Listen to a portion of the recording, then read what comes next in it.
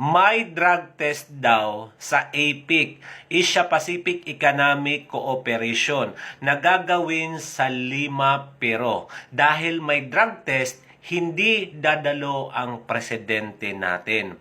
Huwag mong patunayan na guilty ka at gagawin mong scapegoat at sasabihin mong kailangan mong asikasuhin muna ang pangunahing problema ng bansa, lalong-lalo na sa mga kalamidad.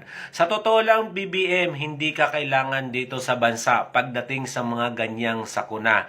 Dahil annoyed ang mga supporters mo, yung mga dilawan at mga loyalist tuwing may bagyo at baha, ang hinahanap nila ay si BP Sara at hindi ikaw.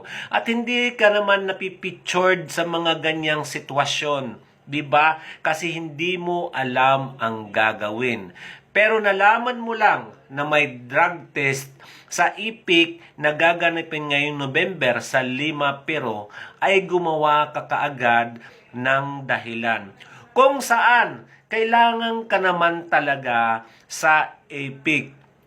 Dahil doon ang mga world leader. Kailangan natin ng investors.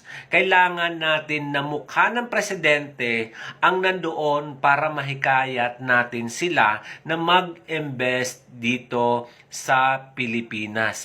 Kasi walang pumapasok na investors at kailangan ka sa IPIC.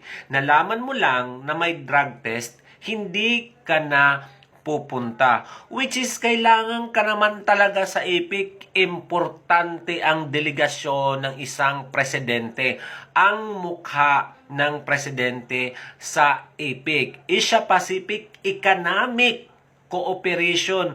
'Di ba? Magaling ka dito pagdating sa economic. So, kailangan ikaw yung nandoon. Dapat in touch ka sa mga mangyayari, sa mga dapat gawin. At dapat makita mo lahat ng mga delegates doon. Kaya lang may drug test.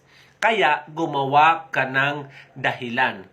Hindi ka kailangan dito sa bansa sa sitwasyon kung saan may mga sakuna. Dahil alam naman natin na hindi mo alam ang gagawin.